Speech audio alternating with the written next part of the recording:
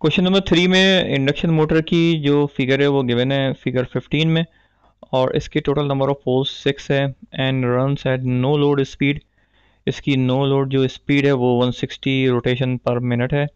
अगर 15 फिगर 15 को अगर आप देखें तो उसमें स्क्विरल केज इंडक्शन मोटर जो है वो गिवन है, और एट नो लोड स्पीड उसकी सिंक्रोनस स्पीड और मोटर की एक्चुअल स्पीड है वो ऑलमोस्ट बराबर होती है, हम उसको इक्वल लेते हैं तो ये सिंक्रोनस स्पीड है क्योंकि नो लोड पे।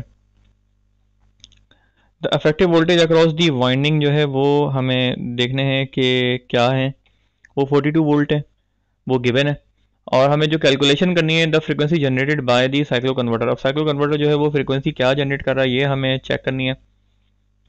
अब हमारे पास तो पोल्स गिवन है, हमें सिंक्रोनस स्पीड भी पता है, ठीक है, और हम जो है आराम से जो है वो फ्रीक्वेंसी जो है वो कैलकुलेट कर सकते हैं। तो अब हम और सेकंड पार्ट में हमें करना होगा the smallest possible effective line voltage of the 60 hertz source. तो स्मॉलेस्ट पॉसिबल जो इफेक्टिव लाइन वोल्टेज है वो 42 वोल्ट ही है। अब हम साइक्लो कन्वर्टर के बारे में पहले देख लेते हैं कि what is cyclo converter. Cyclo converter simply जो है वो फ्रीक्वेंसी जो है उसको वेरी करने के लिए इस्तेमाल होता है, और फ्रीक्वेंसी लोअर फ्रीक्वेंसी जनरेट करने के लिए इस्तेमाल होता है ताकि हम मोटर्स को लो स्पीड पर ड्राइव कर सकें, जैसे सिंक्रोनस मोटर्स को। इसी तरह हम इंडक्शन मोटर भी इससे ड्राइव कर सकते हैं क्योंकि जो फ्रीक्वेंसी जब वो वेरी करेगा तो स्पीड भी वेरी होगी। अब we have seen that cycloconverters can directly convert AC power from a higher frequency to a lower frequency, यानी फ्रीक्वेंसी कम करने के लिए हम इनको इस्तेमाल करते हैं। These converters are sometimes used to drive slow speed synchronous motors rated up to several megawatts। यानी जो लो पावर जो सिंक्रोनस मोटर्स हैं उनको ड्राइव करने के लिए बहुत ज़्यादा जो है वो हम यूज़ करते हैं इसे, क्योंकि जो स्लोअर जो स्पीड है लो फ्रिक्वेंसी पर उसकी स्विचिंग कंट्रोल सर्किटरी वो रिड्यूस हो जाती है, सिंपल हो जाती है, उसकी कंट्रोलिंग आसान हो जाती है।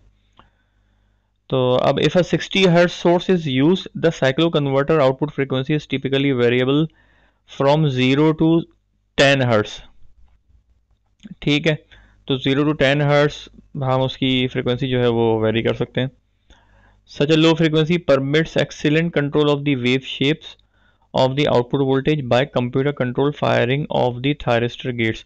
यानी जो गेट फायरिंग एंगल है वो अगर हम कंट्रोल करना चाहते हैं कंट्रोलर से या पीएलसी से, ठीक है, तो वो हम इजीली जो है वो उसकी कंट्रोलिंग कर सकते हैं, वेव शेप्स जनरेट करना उसका आसान हो जाता है। द थायरिस्टर लाइन कम्यूटेड का मतलब ये है कि मतलब नेचुरली सप्लाई अगर ज़ीरो हो रही है और रिवर्स पोलरिटी आ रही है जैसे साइन वेव, तो ये ऑफ हो जाएगा thyristor, with the result that the complexity of electronic surrounding each SCR is considerably reduce, क्योंकि एससीआर को ऑफ करने के लिए कोई एडिशनल सर्किटरी रिक्वायर्ड नहीं होती। लाइन कम्यूटेड का ये फ़ायदा होता है। अब फिगर 15 के अंदर स्क्विरल केज इंडक्शन मोटर है, जिसको हम 3 फेज साइक्लो कन्वर्टर से कंट्रोल कर रहे हैं, क्योंकि फ्रीक्वेंसी जो है वो हम कम करना चाहते हैं ताकि जो स्पीड है वो रिड्यूस हो सके। तो हम फेज 1 से यहाँ पे 2 कन्वर्टर्स लगे हुए हैं, कन्वर्टर 1 कन्वर्टर 2, इसी तरह फेज 2 के साथ 2 कन्वर्टर्स हैं, फेज 3 के साथ भी 2 कन्वर्टर्स हैं। ये किस लिए हम यूज़ करते हैं डबल कन्वर्टर्स, क्योंकि अगर इंडक्शन मोटर है अगर वो रन कर रही है और रेटेड स्पीड पर, जैसे ही हम उसकी सप्लाई को डिस्कनेक्ट करते हैं तो उस वक्त मोटर एज अ जनरेटर काम करना शुरू कर देती है, क्योंकि उसकी जो सिंक्रोनस स्पीड है वो रेटेड स्पीड से कम हो जाती है, ठीक है, क्योंकि जो सिंक्रोनस स्पीड है वो स्टेटर की रोटेशनल जो मैग्नेटिक फील्ड होती है उसकी स्पीड जो है वो गिर जाती है, क्योंकि सप्लाई जो है वो ऑफ हो गई है तो वो कम हो गई है, तो उस वक्त वो एज अ जनरेटर काम करना शुरू कर देगी। तो जब वो एज अ जनरेटर काम करेगी तो उस वक्त करंट की डायरेक्शन जो है वो रिवर्स हो जाएगी। अगर कन्वर्टर 1 ऑपरेट कर रहे हैं हम तो करंट की डायरेक्शन अगर ये डाउनवर्ड है, जब ये एज अ जनरेटर काम करेगी मोटर तो ये रिवर्स डायरेक्शन में करंट फ्लो करना शुरू कर देगा, और उस वक्त हमें कन्वर्टर 2 को ऑपरेट करना होगा, ठीक है। तो कन्वर्टर 2 जो है वो उस वक्त हम ये चाहेंगे कि वो एज अ इन्वर्टर काम करे और सप्लाई जो है वो बैक टू दी जो सोर्स एसी सप्लाई है उसको प्रोवाइड करे, ठीक है। जब कन्वर्टर 1 ऑन होगा तो कन्वर्टर 1 जो है वो 3 फेज सप्लाई से जो करंट है वो सप्लाई करेगा मोटर को, और motor as a motor function करेगी।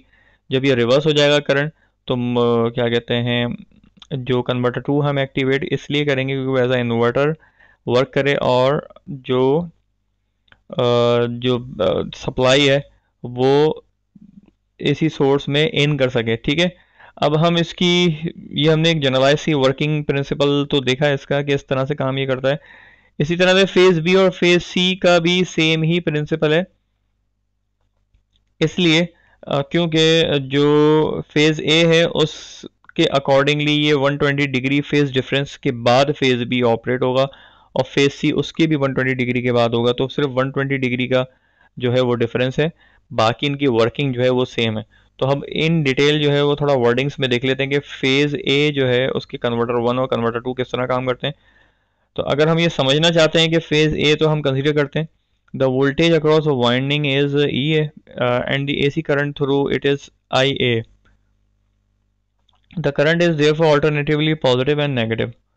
ठीक है, करंट जो है वो पॉजिटिव और नेगेटिव जो है वो ऑल्टरनेटिवली शिफ्टिंग करेगा because of the inductive nature of a squirrel cage motor I A lags behind E A by an angle of 30 degree. क्योंकि इंडक्टिव जो लोड है, इंडक्टिव लोड की वजह से, इंडक्टिव लोड में करंट जो है due to inductive reactance lag करता है कितना, 30 डिग्री।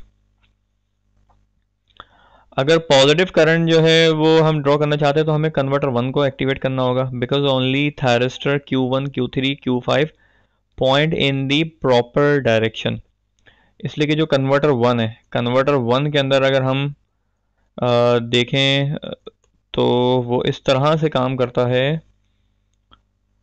कन्वर्टर वन का जो पॉजिटिव जो पीक के लिए Q1 Q3 और Q5 ये तीन जो थायरिस्टर्स हैं, ये जो है डिपेंडिंग ऑन दी पोजीशन या level of phase supply, three phase supply, उसको हम ऑपरेट करेंगे और वो पॉजिटिव पीक इसमें से मतलब अलाउ कर देगा, और करंट इस डायरेक्शन में मोटर वाइंडिंग से गुजर कर रिटर्न हो जाएगा। जब वो रिटर्न होगा तो Q2 और Q6 और Q4 जो है वो अकॉर्डिंगली ऑपरेट होंगे और उसको सिंक यानी रिटर्न पाथ प्रोवाइड करेंगे। तो यही पॉइंट जो है वो second the current obviously returns by a way of thyristors Q2 Q4 Q6 this converter can act either as a rectifier और इन्वर्टर। ठीक है,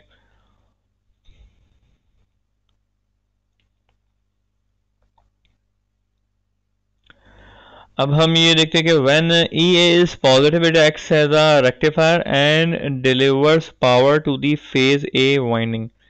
अगर EA पॉजिटिव है तो ऑब्वियसली सप्लाई से जो करंट है वो मोटर को मिल रहा है और मोटर जो है वो अपना फंक्शन कर रही है, तो कन्वर्टर वन जो है वो एज अ रेक्टिफायर एक्ट करेगा।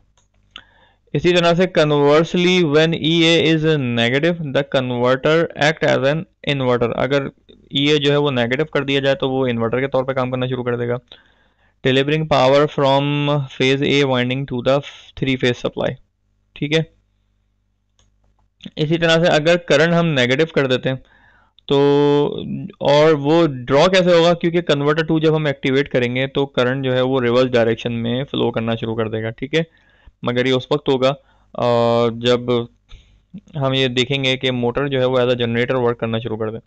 This converter acts as a rectifier when EA is negative. तो EA जब नेगेटिव होगा जाहिर सी बात है करंट भी नेगेटिव है और वोल्टेज भी नेगेटिव होगा, उसकी पोलरिटी रिवर्स हो जाएगी, तो वो एज अ रेक्टिफायर काम करेगा। And during this period the converter supplies power to the winding. अब कन्वर्सली अगर EA पॉजिटिव होगा तो कन्वर्टर जो है वो to transfer power from the winding to the three phase line, तो थ्री फेज लाइन को जो है वो converter to transfer power from winding to the three phase line, यानी अब मोटर से जो रीजनरेटिव करंट होगा वो जो है सप्लाई की तरफ वो एडअप कर रहा होगा converter two. It is important to note that only one converter operates at a time, इसलिए कि शॉर्टेज, करंट शॉर्टेज से हम बचाना चाहते हैं तो उसके लिए हमें एक कन्वर्टर को ऑन करना होगा, दूसरे को ऑफ करना होगा। दस when converter one is in operation converter two is blocked and vice versa. The converters in phase B and C function the same way except that the thyristors similar to those in phase A are fired respectively 120 degree and 240 degree later. तो ये point मैं पहले ही बता चुका हूँ कि phase B और phase सी जो है 120 डिग्री या 240 डिग्री लेटर जो है वो वर्किंग करेंगे।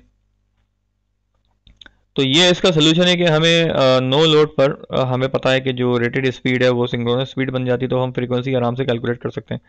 120 जो है वो फॉर्मूले का है, ठीक है, तो हमने जो है वो यहाँ से कैलकुलेट कर लिया।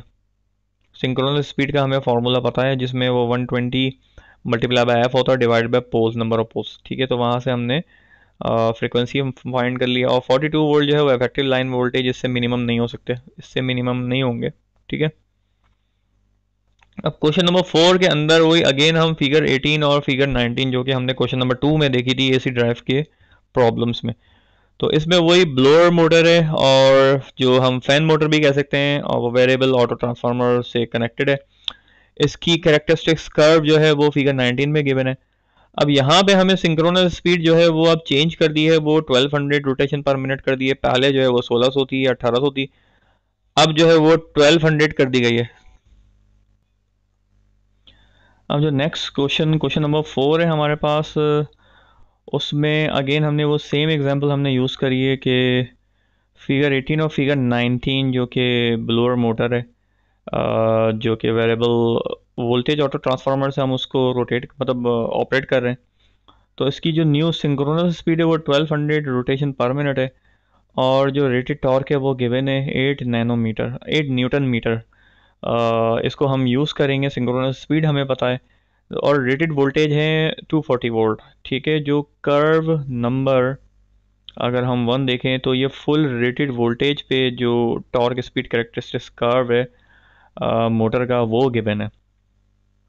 इसी तरह से हमें कैलकुलेट जो करना है टॉर्क स्पीड और जो है पावर, हमें हॉर्स पावर एचपी के अंदर कैलकुलेट करनी है 240 वोल्ट फुल रेटेड वोल्टेज पर और 120 वोल्ट पर। और इन दोनों के जो ग्राफ है वो हमें गिवन है फिगर 19 के अंदर।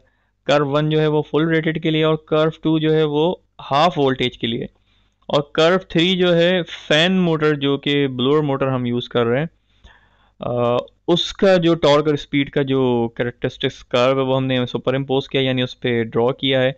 तो उसकी वजह से हमें दो इंटरसेक्टिंग पॉइंट मिलने, एक तो फुल लोड यानी जो फुल लोड अगर हम स्पीड कैलकुलेट करना चाहते हैं तो फुल रेटेड वोल्टेज पर जो इंटरसेक्टिंग पॉइंट है वो 90% पर है। तो ये जो 90% स्पीड का मतलब है कि अगर सिंक्रोनस स्पीड आपको पता है 100% है और उसकी वैल्यू पता है, तो 90% आप वैल्यू अगर उसकी कैलकुलेट कर लें तो आपको फुल लोड पर यानी मतलब फुल रेटेड वोल्टेज पर आपको स्पीड पता चल जाएगी, मिल जाएगी।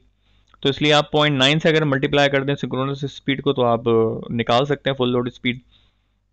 जब वोल्टेज आप हाफ कर देंगे तो उस वक्त जो फुल लोड स्पीड है वो 60% हो जाती है सिंक्रोनस के, तो आप 0.6 से मल्टीप्लाई करेंगे सिंक्रोनस स्पीड को तो आपके वो फुल लोड स्पीड आ जाएगी। इसी तरह टॉर्क आप जो है वो गिवन है, फुल जो रेटेड वोल्टेज है उसका टॉर्क गिवन है, तो उसकी मदद से हम जो है वो अपनी वैल्यू निकाल सकते हैं।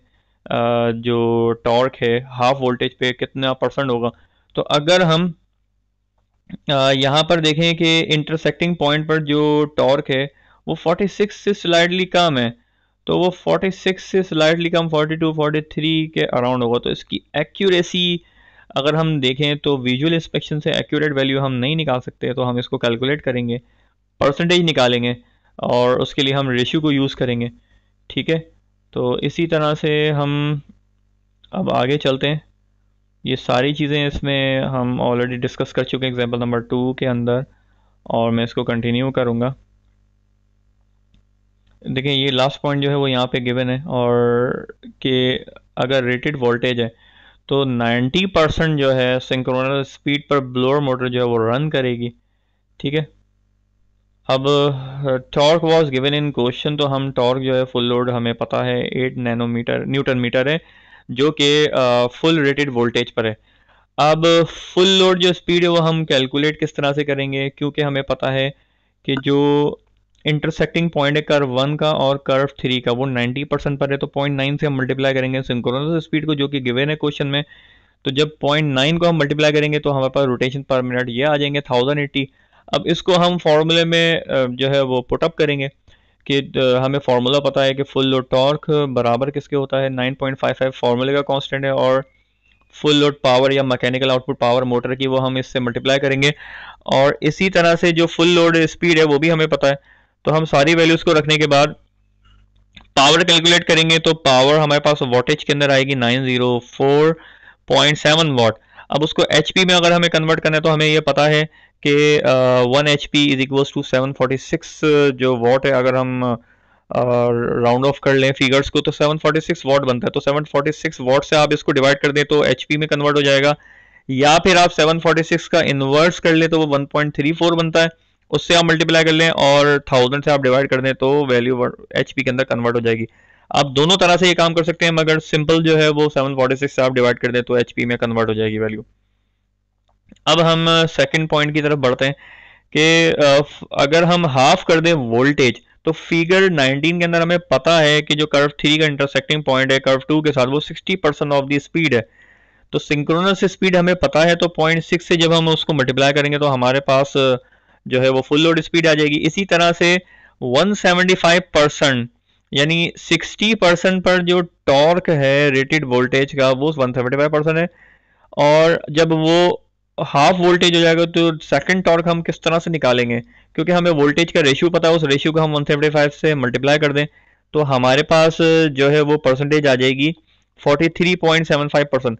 ये 120 डिवाइडेड बाय 240, 120 जो है वो हाफ वोल्टेज है जो कि हमें 120 पर कैलकुलेट करना है, और एक्चुअल जो फुल रेटेड थे वो 240 थे। तो हमारे पास जो है वो 1/2.5 हो जाएगा। तो 0.5 का हम स्क्वायर लेंगे और उसको जब हम 175 से मल्टीप्लाई करेंगे तो हमारे पास 43.75 जो है वो रिजल्ट बचेगा। तो 43.75% जो है वो एक्चुअल वैल्यू है जो कि टॉर्क वन से के बराबर, मतलब हम टॉर्क वन की जो वैल्यू हमें पता है 8, उसको जब हम इससे मल्टीप्लाई करेंगे तो हमारे पास सेकंड टॉर्क आ जाएगा जब हमारे वोल्टेजेस जो है वो हाफ हो गए। और यहाँ पर जो है वो एक पॉइंट जो मैं क्लियर करना चाहता हूँ कि ये स्क्वायर कहाँ से आ गया, वो इसलिए कि जो ब्लोअर मोटर है उसका जो टॉर्क है वो स्क्वायर ऑफ द स्पीड है, जो कि हम ऑलरेडी हमें फिगर के अंदर गिवन है, फिगर 19 में ये पॉइंट गिवन है कि load torque of a blower motor varies nearly as much as the square of the speed. तो इसलिए यहाँ पे स्क्वायर की टर्म जो है वो हम रेशियो वोल्टेज जो है वो भी स्क्वायर टाइम्स जो है वो रिड्यूस होंगे। तो इस वजह से जो हमने रेशियो निकाला उसका स्क्वायर लिया और फिर हमने कैलकुलेट किया। ठीक है, अब कैलकुलेटिंग यहाँ पे एक पॉइंट ये बताना ज़रूरी है कि अगर आप फिगर से निकालना चाहते हैं कि टॉर्क की वैल्यू तो वो एक्यूरेट नहीं आएगी कि कितने परसेंट था, वो उसमें एरर का चांस है। तो इसलिए आप जो वैल्यूज़ आपको गिवन होती है मेजरमेंट वैल्यूज़ उसकी मदद से हमने एक्यूरेट वैल्यू हमने कैलकुलेट कर ली है। इसी तरह से फुल लोड स्पीड हम सिंक्रोनस स्पीड के 60% हम आराम से निकाल सकते हैं 0.6 मल्टीप्लाई बाय 1200 तो 720 रोटेशन पर मिनट। अब हमें सारी चीज़ें गिवन है तो हम आराम से पावर कैलकुलेट कर सकते हैं। तो सारी वैल्यूज हमने यहाँ पे पुटअप करी हैं और अब हम जो वॉट है उसको कन्वर्ट करने के लिए हमने 1.34 से मल्टीप्लाई के डिवाइड बाय 1000 कर दिया, और वरना आप 263 को आप डिवाइड कर दें 746 से, तब भी आपके पास यही आंसर आएगा एचपी में। अब जो नेक्स्ट क्वेश्चन है वो हम देखते हैं, क्वेश्चन नंबर 5 है, referring to figure 224A the DC link voltage and current are respectively 250 volt and 60 ampere. अब जो फिगर 24A है उसमें जो है वो करंट फेड फ्रीक्वेंसी कन्वर्टर है, और इसमें सिंपली क्या हो रहा है कि दो कन्वर्टर्स हैं, एक तो कन्वर्टर वन है, कन्वर्टर टू है। कन्वर्टर वन डेफिनेटली जो है वो फ्रीक्वेंसी को वेरिएबल फ्रीक्वेंसी में कन्वर्जन करता है, और फ्रिक्वेंसी को वेरी करके अकॉर्डिंगली उसकी जो वोल्टेजेस हैं वो भी वेरी करता है, और मोटर की स्पीड जो है वो इस तरह से वेरी होती है। अब जो कन्वर्टर टू है वो एज अ इन्वर्टर एक्ट कर रहा है, और इन्वर्टर जो है एक्चुअली जो है वो कंट्रोलिंग कर रहा है मोटर की, क्योंकि जो उसको इनपुट सप्लाई मिल रही है वो मिल रही है कन्वर्टर वन से, और डिजिटली मतलब डीसी में कन्वर्जन जो है वो रेक्टिफिकेशन वो कन्वर्टर वन कर रहा है। और इस प्रॉब्लम को सॉल्व करने के लिए हमने यहाँ पे अजम्पशन करनी है कि E1 is equals to E2। तो जो इन्वर्टर के मतलब जो डीसी लिंक जो इंडक्टर है उसके जो लॉसेस हैं वो मतलब बहुत ज़्यादा हम जो है मतलब कम है तो नेग्लिजिबल है, तो हम क्या करेंगे कि जो आउटपुट है E1 का वो एक्चुअली E2 है, जो कि कन्वर्टर 2 का इनपुट है, तो E1 जो है वो बराबर है E2 के। तो वो हमें गिवन है, दोनों वोल्टेजेस गिवन है 250 वोल्ट। तो उसकी मदद से हम कैलकुलेशन कर सकते हैं क्योंकि करंट भी हमें पता है। फिर जो लाइन वोल्टेज है वो भी गिवन है और फ्रिक्वेंसी भी हमें पता है। तो motor has an efficiency of 82%। Motor की एफिशिएंसी पता है कि मोटर जो है वो 82% पे वर्क कर रही है। ठीक है, तो हमें कैलकुलेशन क्या करनी है, approximate mechanical develop power by the motor, यानी मोटर की जो आउटपुट पावर है वो हमें कैलकुलेट करनी है। अगर हमें किसी तरह मोटर की टोटल इनपुट पावर पता चल जाए तो हम मोटर की एफिशिएंसी हमें पता है 82%, तो हम उसको उससे 0.82 से मल्टीप्लाई करके मोटर की जो डेवलप पावर है आउटपुट वो हम निकाल सकते हैं। इसी तरह फायरिंग एंगल ऑफ कन्वर्टर 1 वो हम इजीली कैलकुलेट कर सकते हैं क्योंकि फार्मूला हमें पता है कि ईडी जो कन्वर्टर का आउटपुट है वो बराबर होता है जो 1.35 फार्मूले का कांस्टेंट है, और इनटू लाइन वोल्टेज वो हमें पता है कितने हैं 240 वोल्ट है, और इनटू कॉस अल्फा जो डिस्प्लेसमेंट पावर फैक्टर है। तो कॉस्ट जो है वो इन्वर्स हम निकाल सकते हैं सारी वैल्यूज़ का। इसी तरह जो सी पार्ट है वो the reactive power absorb by converter 1। तो कन्वर्टर 1 जो है उसकी रिएक्टिव पावर कितनी है, तो डिस्प्लेसमेंट जो फैक्टर है वो अल्फा है। वो हमने जब अल्फा 1 हम पार्ट बी के अंदर कैलकुलेट कर लेंगे तो इसी तरह से वो फॉर्मूले में पुटअप करेंगे, और पावर हमें पता होगी तो टेंजेंट उसका कैलकुलेट करना होगा तो रिएक्टिव पावर भी हम कैलकुलेट कर सकते हैं। तो अब हम देखते हैं कि किस तरह से हम कैलकुलेशन करेंगे। हमने एक सिंपलीफाइड जो है वो हमने एक सिंपलीफाइड क्या कहते हैं वो हमने ड्रॉ कर लिया है डायग्राम, और जिसमें कन्वर्टर 1 है, उसका इनपुट लाइन जो वोल्टेजेस है वो 240 वोल्ट है, और डीसी लिंक जो वोल्टेज है और करंट है वो हमें गिवन है। इसी तरह कन्वर्टर 2 का जो इनपुट है वो पीडी है, और मोटर का जो इनपुट पावर है वो पीआई है। तो PD is equals to PI है क्योंकि जो इसकी इनपुट पावर है वो इसकी आउटपुट पावर है, तो हम आइडियली जो है वो इक्वल ले रहे हैं। तो 250 इंटू 60 हमें टोटल पावर पता चल जाएगी 15 किलो वाट है। तो मोटर की एफिशिएंसी हमें पता है 0.82, 82% है तो 0.82 उसको उसका वैल्यू निकालेंगे नंबर में, और उसको मल्टीप्लाई कर देंगे टोटल पावर से। तो मोटर की जो पावर है वो 12.3 वाट है, और उसको हम कैलकुलेट करेंगे एचपी के अंदर। तो 12.3 जो किलो वाट है एक्चुअली यहाँ पे, तो किलो का फैक्टर हमने हटा दिया है इसलिए हमने 1000 से उसको डिवाइड नहीं किया है। अगर हम 15 किलो वाट को हम मल्टीप्लाई करें 0.82 से तो उसकी एक्चुअल जो भी वैल्यू बनेगी वो बनेगी 12.3 किलो वाट। तो 12.3 किलो वाट को यानी 12.3 के इंटू 10 की पावर 3 जब आप उसको डिवाइड करेंगे 746 से तो एक्चुअल 16.5 हॉर्स पावर वैल्यू आएगी। और अगर आप के का फैक्टर हटा देते हैं तो सिंपली 12.3 को आप 746 से जब आप 12.3 से आप मल्टीप्लाई करेंगे, 12.3 से मल्टीप्लाई करेंगे 1.34 को, तो भी 16.5 जो एचपी जो है वो वैल्यू बनेगी। ठीक है, अब हम देखते हैं E D equals to 1.35 into E cos alpha. तो अल्फ़ा हम यहाँ से निकाल सकते हैं, हमने सारी वैल्यूज पुटअप करी और अल्फ़ा हमने कैलकुलेट कर लिया। अब अल्फ़ा जो है वही डिस्प्लेसमेंट एंगल होता है, तो हमने फार्मूला यूज़ किया रिएक्टिव पावर का, Q equals to P tan alpha, और P हमें पता है 15 है एक्चुअल, और 10 इंटू 39.5 डिग्री है। तो जो वैल्यू आएगी उसको हम मल्टीप्लाई कर देंगे, तो के वी आर जो है वो जो है एक्चुअली टोटल रिएक्टिव पावर है। तो के का फैक्टर हमने पहले सिंपलिसिटी के लिए हटा दिया था, तो पावर हमने जस्ट 15 यूज़ करिएगा, 15 के रख देंगे यहाँ पे, तो एक्चुअली वो के वी आर ही होगा। ठीक है,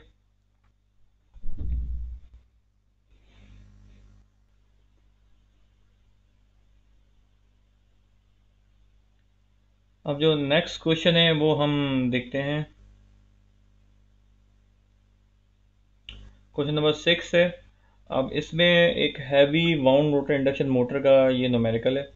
और वाउंड रोटर क्या होती है मोटर, सिंपली ये एज अ ट्रांसफार्मर जो है ये वर्क करती है। इसमें प्राइमरी और सेकेंडरी वाइंडिंग होती है। सेकेंडरी वाइंडिंग को हम सप्लाई से कनेक्ट नहीं करते, जबकि उसका जो करंट है वो हम जो है उसको वेरी करने के लिए उसके साथ रेजिस्टेंस को हम कनेक्ट करते हैं। उसकी डिटेल पॉइंट जो है वो नेक्स्ट स्लाइड में मैंने मेंशन किए हैं।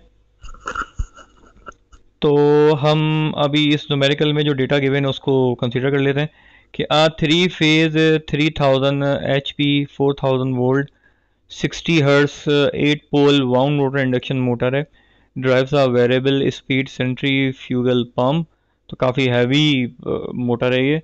When motor is connected to a 4160 volt line, the open circuit rotor current rotor line voltage is 1800 volt, जिसको हम EOC कहते हैं। थ्री फेज जो ट्रांसफार्मर है 4160 वोल्ट और 480 वोल्ट, ये स्टेप डाउन ट्रांसफार्मर है, ठीक है। और इसकी जो सेकेंडरी वाइंडिंग है उसको हम रोटर से कनेक्ट करेंगे ताकि वो स्टेप अप करके बैक टू दी सप्लाई जो है वो ऐड कर सके इसी एनर्जी को। Transformer is connected between the inverter and the line, ठीक है। फिगर 32 में ये सब चीज़ें गिवन है। If the motor has to develop 800 kilowatt की पावर, यानी आउटपुट मैकेनिकल पावर मोटर की अगर ये है 800 किलोवाट और उसकी स्पीड भी गिवन है कि 700 रोटेशन पर मिनट, तो हमें कैलकुलेट दी फॉलोइंग, ये चीज़ें हमें कैलकुलेट करनी कि output power of the rotor, rotor voltage and link voltage, link current जो कि ID है एंड रोटर करंट, ठीक है। Firing angle of the inverter, यानी कन्वर्टर 1 होगा या कन्वर्टर 2 होगा, उन दोनों के alpha. Current in the primary and secondary lines of transformer, जो ट्रांसफार्मर हम आउटपुट पे इन्वर्टर के कनेक्ट करेंगे जो कि स्टेप डाउन मतलब जो कि स्टेप अप करेगा 480 वोल्ट को और स्टेप अप करके वो वापस से भेजेगा, तो उन दोनों के करंट। तो नेक्स्ट हम पहले ये देखते हैं कि वाउंड रोटर मोटर होती क्या है।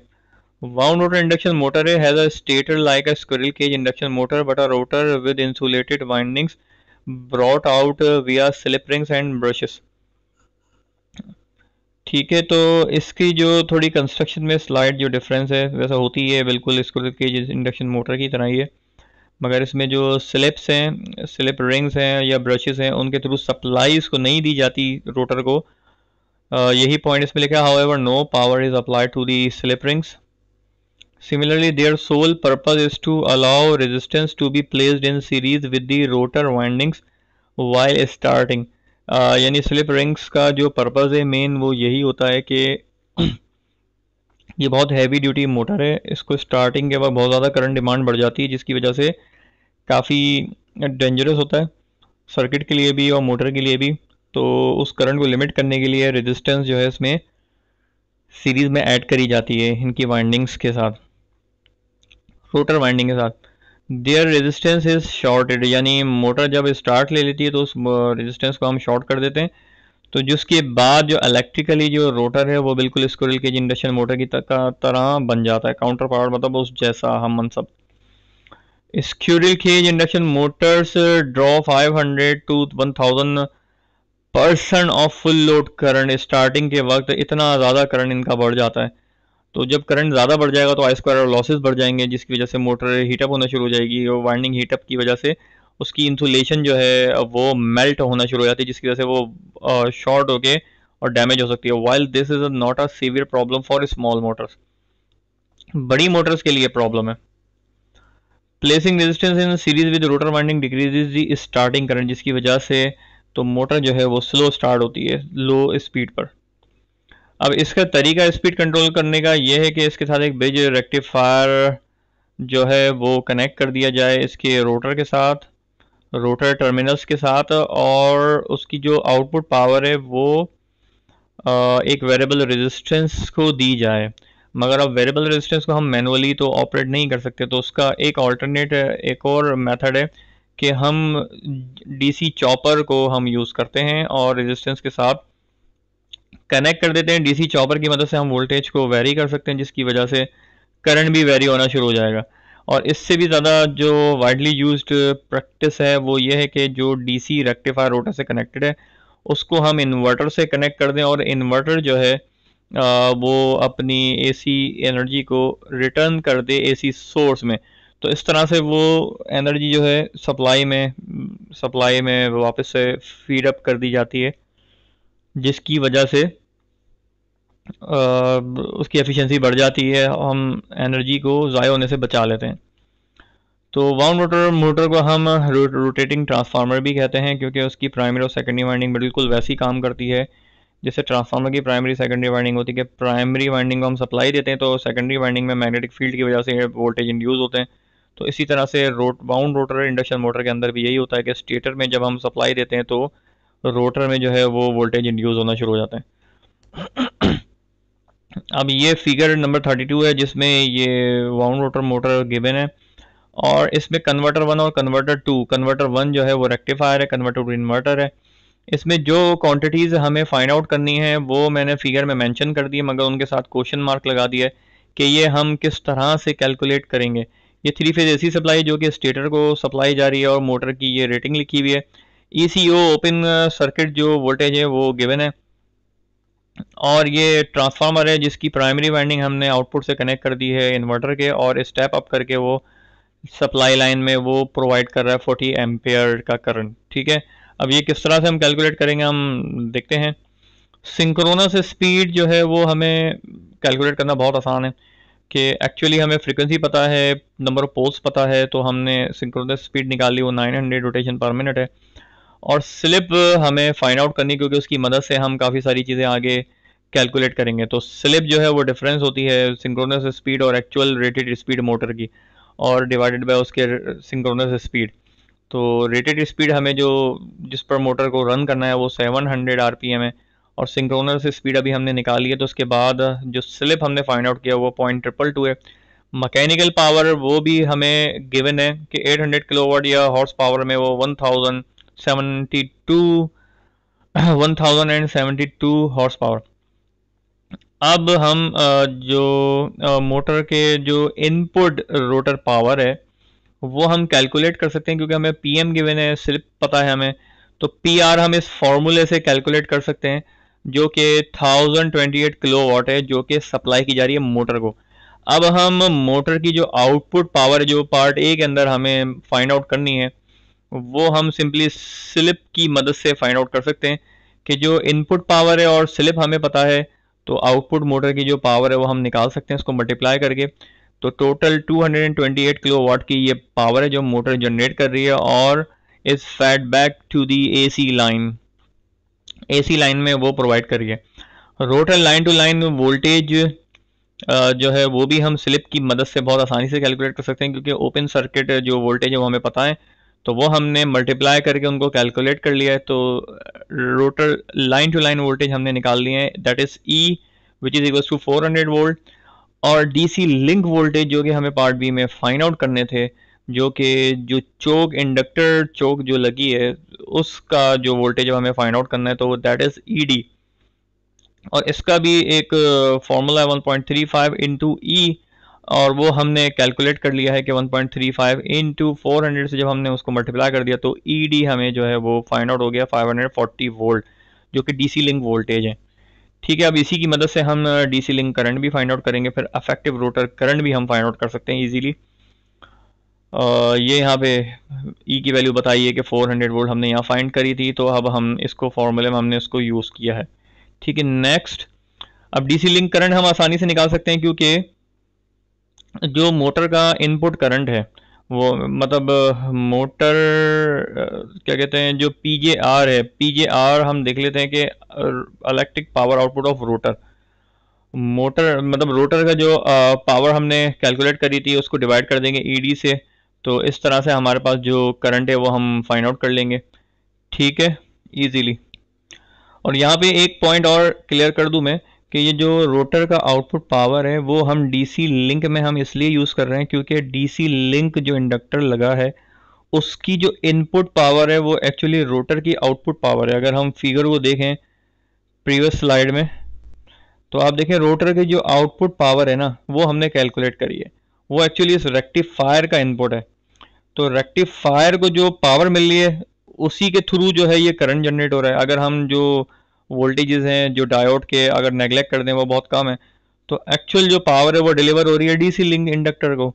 तो इसके लिए हम पावर यूज़ करेंगे रोटर की आउटपुट पावर, और करंट जो है वो हमने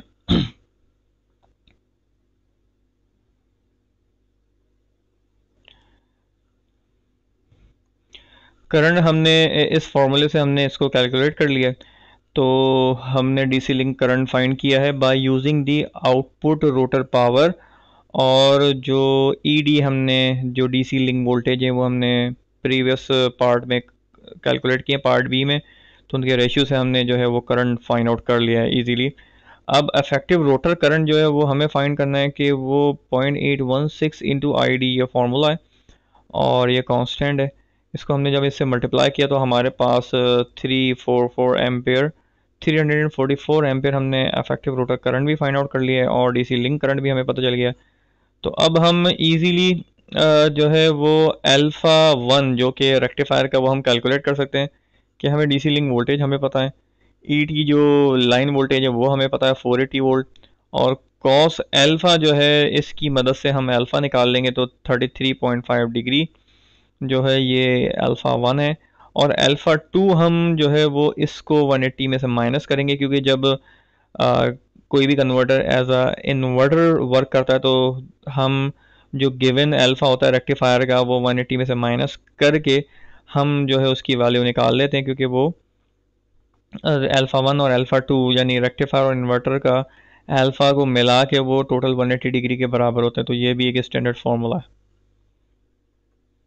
और ये जो ईटी वोल्टेज है ये गिवन है, फिगर में भी गिवन है और क्वेश्चन में भी गिवन है। जो ट्रांसफार्मर की जो वाइंडिंग है, जो स्टेप डाउन वाइंडिंग है, उसकी जो रेटिंग लिखी है वही ये ईटी है, ठीक है। अब फाइनली हम जो है वो कैलकुलेट कर सकते हैं इफेक्टिव लाइन करंट। हमें पता है on the 4160 volt side, sorry ये तो हमें कैलकुलेट करना है क्योंकि ये वो लाइन है जो कि रिटर्न हो रही है back to the 3 phase supply. और यहाँ पे जो वर्डिंग लिखी है कि the current in each phase, क्योंकि 3 फेज है तो 120 डिग्री इंटरवल से जो है उसमें जो करंट ट्रेवल करेगा वो 422 एम्पेयर होगा, जो कि रोटर करंट है। इसी तरह से the effective value is given by, वो हम कैलकुलेट कर चुके हैं। Effective value I equals to 344 ampere है, जो कि रोटर का करंट है, ठीक है। अब इफेक्टिव लाइन करंट जो कि back to the transformer 4000 volt side पर जो हमने कैलकुलेट करना है, वो सिंपली 480 डिवाइडेड बाय ये ट्रांसफार्मर के वोल्टेजेस का रेशियो है और इनटू दी 344 एम्पेयर जो कि रोटर का जनरेटेड करंट है। तो अब इस रेशियो से जब हम इसको कैलकुलेट करेंगे तो सिंपली 40 एम्पेयर, क्योंकि जब वोल्टेज हम इंक्रीज कर देते हैं तो एम्पेयर कम हो जाते हैं, करंट कम हो जाता है। तो 40 एम्पेयर जो है वो हम करंट एसी सप्लाई में इंसर्ट करेंगे इस कॉम्बिनेशन के थ्रू, ठीक है। अब जो नेक्स्ट क्वेश्चन है वो भी इसी जो वाउंड रोटर मोटर का ही है और बहुत आसान है। इसमें सारी चीज़ें हमें गिवन है, सिंपली हमें जो फाइंड आउट करना है average current in each diode.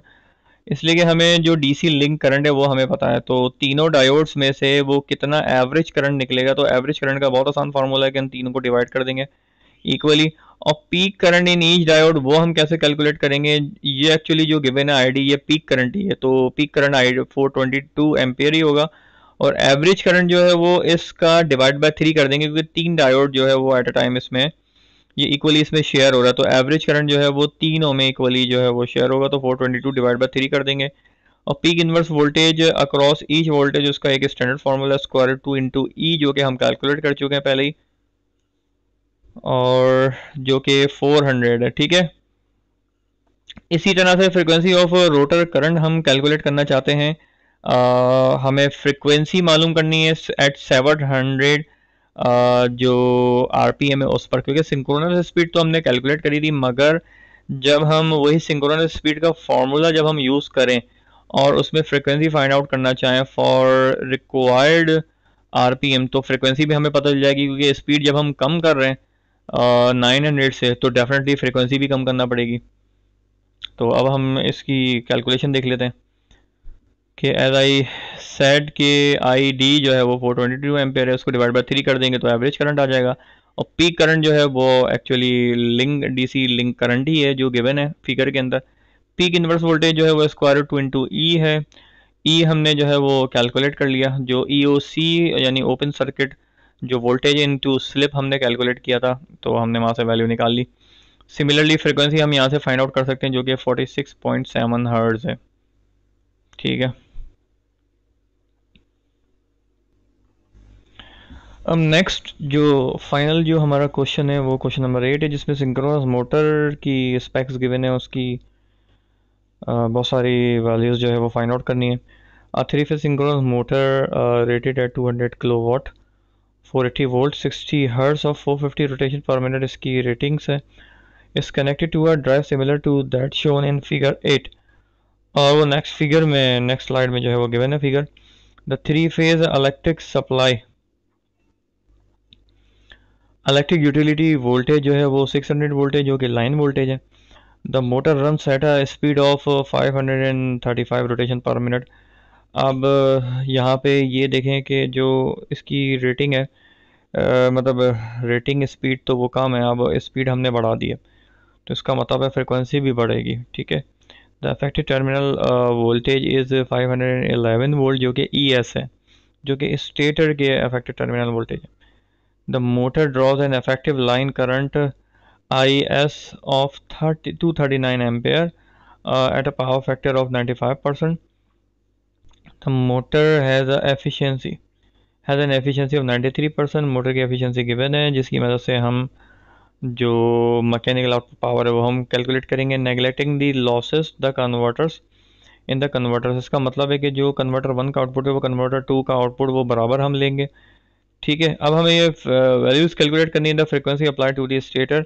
अब हमें नंबर ऑफ पोल्स गिवन नहीं है इस क्वेश्चन के अंदर, तो हम जो है फ्रीक्वेंसी के लिए हम क्या करेंगे, क्योंकि जो RPM हमें गिवन है उनका रेशू जो है वो हम उसको मल्टीप्लाई करेंगे 60 हर्ट्ज से, तो हमें पास फ्रीक्वेंसी आ जाएगी। Fundamental component of stator current जो है वो हम IS की मदद से कैलकुलेट करेंगे। फिर DC लिंक करंट निकालेंगे, फिर हमें फायरिंग एंगल निकालना है कन्वर्टर 2 का, वोल्टेज E2 निकालना है DC लिंक का, फायरिंग एंगल 1 निकालना है कन्वर्टर का, क्योंकि हमें जो है वो गिवन है पावर फैक्टर, क्योंकि पावर फैक्टर गिवन है इसलिए हमें दोनों के अलग अलग निकालने हैं। वरना अगर हमें गिवन नहीं होता तो हम एक अल्फ़ा निकालते, उसको 180 में से माइनस करते तो रिमाइंडर आ जाता। The reactive power supply to converter 1 हमें निकालनी है। रिएक्टिव पावर के लिए हमें अपेरेंट पावर और एक्टिव पावर दोनों कैलकुलेट करना पड़ेंगी। मैकेनिकल पावर फाइनली हम कैलकुलेट करेंगे एफिशिएंसी की मदद से। तो अब हम देखते हैं कि synchronous generators can operate either as generator और एज मोटर। सिंक्रोनस मोटर जो है वो दोनों तरह से परफॉर्म करता है।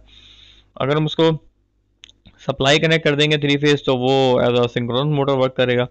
सिंक्रोनस मोटर को सिंक्रोनस इसलिए कहा जाता है क्योंकि उसकी जो स्पीड है वो सिंक्रोनस स्पीड, जो कि स्टेटर की रोटेटिंग मैग्नेटिक फील्ड है उसकी स्पीड के साथ जो है वो मैच करके उसकी आउटपुट स्पीड होती है, इसलिए उसको सिंक्रोनस मोटर कहा जाता है।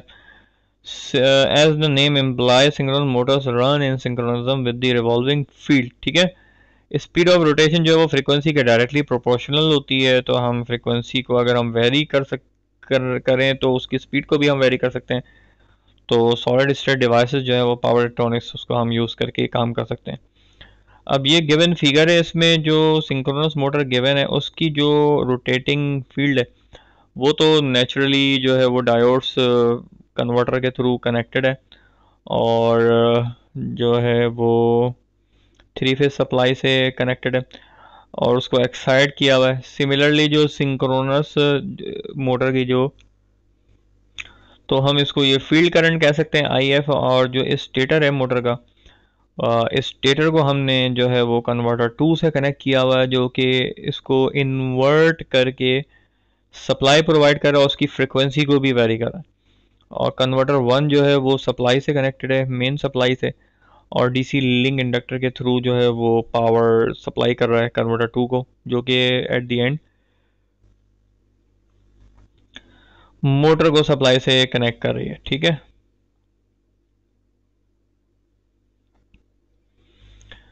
अब को पार्ट ए के अंदर जो हमने फ्रिक्वेंसी कैलकुलेट करी है वो हमने जो ज़्यादा स्पीड जो रिक्वायर्ड है और उसका जो एक्चुअल स्पीड है उसके रेशियो को मल्टीप्लाई कर दिया 60 हर्ट्ज से, तो हमारे पास जो फ्रिक्वेंसी आ गई है वो 71.3 हर्ट्ज है जो रिक्वायर्ड फ्रिक्वेंसी है। फंडामेंटल कंपोनेंट जो है वो IS करंट के थ्रू हम निकाल सकते हैं, उसको हम मल्टीप्लाई करेंगे 0.955 से, फॉर्मूले का कांस्टेंट है ये। तो हमारे पास आई एफ आ जाएगा। और इसी तरह से जो डीसी लिंक करंट है वो हम कैलकुलेट कर सकते हैं आई एफ के थ्रू, और हम उसको डिवाइड कर देंगे 0.78 से, तो हमारे पास डीसी लिंक करंट भी हमने फाइंड कर लिया है। अब यहाँ पे हम कन्वर्टर 2 का जो हमने फायरिंग एंगल निकालना है अल्फ़ा 2, वो हम निकालेंगे 180 माइनस, क्योंकि वो इन्वर्टर के तौर पे काम कर रहा है इसलिए हम 180 में से माइनस करेंगे cos inverse of power factor. Power factor हमें पता है 95% था, तो हमने 0.95 कर दिया है। तो जब हम उसका इन्वर्स निकालेंगे कॉस इन्वर्स, तो 18.2 डिग्री बनेगा, उसको 180 में से माइनस करके हमारे पास रिक्वायर्ड एंगल आ जाएगा। सिमिलरली जो voltage E2 of the DC link जो है वो हम कैलकुलेट कर सकते हैं इस फॉर्मूले के थ्रू, ठीक है। और E2 बराबर होता है 1.35 इंटू 511 जो कि गिवन थे ES, ठीक है। और जो कि मोटर टर्मिनल इफेक्टिव वोल्टेज थे 511, ठीक है। ये जो है ES है। और अल्फ़ा 2 हमें पता है, क्योंकि हम जो E2 है एक्चुअली ये इनपुट है इन्वर्टर का, तो अल्फ़ा 2 ही हम यूज़ करेंगे, तो हमारे पास वोल्टेज आ जाएंगे रिक्वायर्ड। और ये माइनस साइन इसलिए आया है क्योंकि कॉस का जो फंक्शन है वो 90 से जितनी भी बड़ी वैल्यूज उन सब पे वो नेगेटिव साइन जनरेट कर देता है, तो इसलिए हम नेगेटिव साइन को नेगलेक्ट करेंगे और 655 जो वोल्ट हैं वो हम कंसीडर करेंगे, और E1 E2 को बराबर कंसीडर, इसलिए कि जो इंडक्टर के जो लॉसेस हैं वो नेग्लिजिबल हैं। हम क्या कहते हैं इसको, ये अजम्पशन करेंगे।